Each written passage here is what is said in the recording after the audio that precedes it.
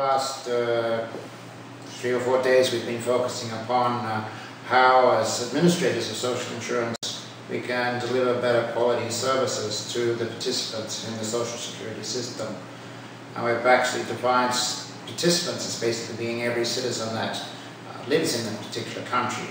It's not just contributors, it's not just employers, it extends beyond that to the government itself, to providers of services, to the social insurance organisation, to the social insurance staff as a whole. So we're focused on a broad range of issues that are common in almost every social insurance system around the world. The key message that we've got through to the participants is that they need to work smarter. It seems a little bit of a tautology, but one of the key phrases is that we should get the employer to do as much of the social insurance organisation's work as possible. And we can do that by working smarter with technology. We have seen many instances around the world where employers, participants, can actually have direct access into the social insurance system through technology, being able to query how much money they've got in their accounts, being able to transmit information, even being able to transmit money to the social insurance organisation without having to come physically to the social insurance office or go to a bank and something similar.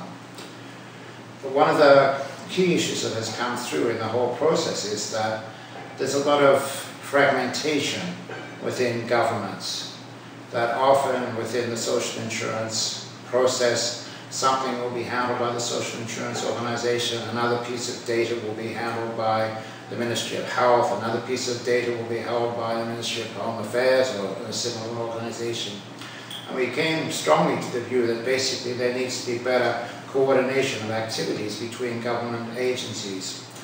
Often we find that when the social insurance organisation wants to get some data, it will be told that that's confidential and it can't be transferred to the social insurance organisation by another government department. And what we were strongly of the view is that we should move to a system where there is one identification number for all participants in government as a whole, not just social insurance. So somebody should have the same number to identify them in the tax system, somebody should have the same number to identify them in the social insurance system, somebody should have the same number to identify them in the health insurance system. We went through the list of different numbers of identities that people had, and sometimes in some countries there were 7 or 8 different identity numbers that people had, and we actually all felt that that was a nonsense, that from day one there should be one unique identifier for everybody in the country, and that should be used for all aspects of their dealings with the government.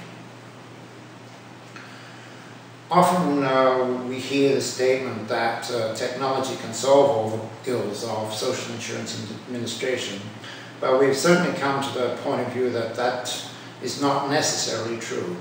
It's true that technology can help, but we've also firmly the view that technology is not going to answer every problem. The statement that we often hear is that if you put peanuts in, you'll get monkeys out. So it's the same that if your processes in administering social insurance schemes are not adequately considered and adequately designed, there's little point in automating them because you're still going to not get the result that you need.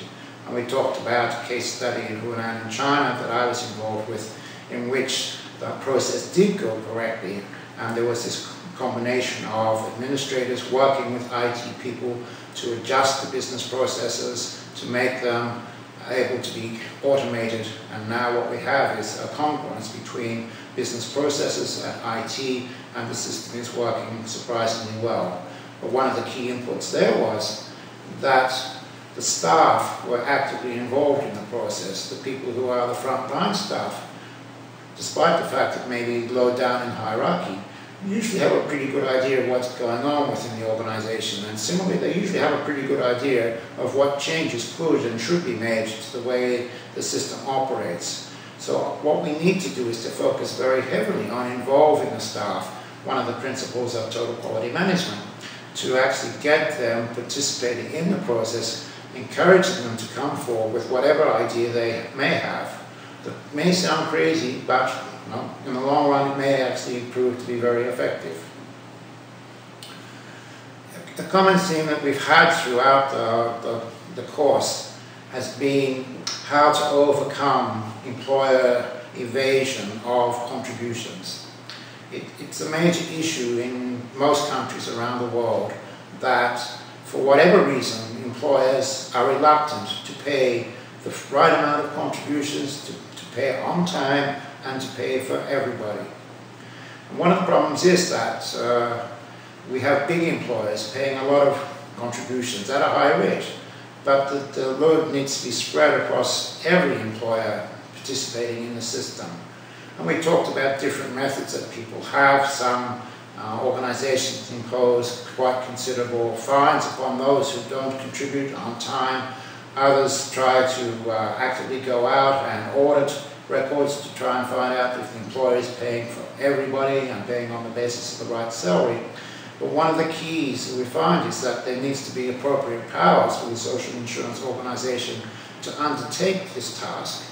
In some countries, that task is shared by the social insurance organization with other organizations such as the Ministry of Labor or the tax office, and there the social insurance organization finds its hands are tied slightly because of its inability to actually go forward and prosecute employees who don't pay in its own right. They have to wait for somebody to come along and do it on their behalf. And everybody felt that this is an area which needs attention. In the current global financial crisis, there are more small employers who are struggling, but at the same time, the people whom they are employing are also becoming more and more dependent upon the social security system for unemployment benefits, or if unfortunately they're injured at work, for workers' compensation. So this was a major issue that people needed to discuss with each other, with different ways by which they could increase the level of compliance by employers in the social insurance system.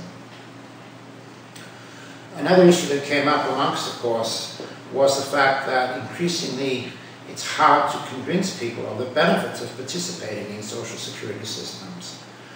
This is a little bit associated with the issue of compliance, because often we say that the employee is the best auditor of the employer when it comes to paying social insurance contributions. So in many countries, the employee can go into the office of the social insurance organization and check that contributions are being paid for by the employer, and if not, then can press the employer to make contributions on his or her behalf. But what we're finding in many countries nowadays is that there is collusion between the employer and the employee. Social insurance contribution rates in many countries are quite high, in some cases up to 40% of wages. So the employer is saying to the employee that, no, I can't afford to pay 40%. And what the employee is agreeing is to take his wage in cash under the table, in envelopes, as the expression goes in Soviet states, and allows the employer to get by without paying social insurance contributions. And we felt that this was becoming increasingly a major problem, because employees were actually, in fact, undervaluing the role of social insurance in their employment history. That basically, if the employer offered them a pay rise, they would have no hesitation in accepting that pay rise. Effectively, social insurance, and particularly the pensions component of social insurance, is a deferred pay rise, it's deferred wages. But in the next breath, they all seem quite happy to actually say, no, I don't want this deferred pay rise, I'm going to accept money in envelopes and therefore not require the employer to pay social insurance contributions. And we felt that this was a sort of an area where we had to try and improve communications to get across the message, the value of actually participating in the social insurance system, and highlighting the downside of not participating, of what will happen to you when you reach retirement age.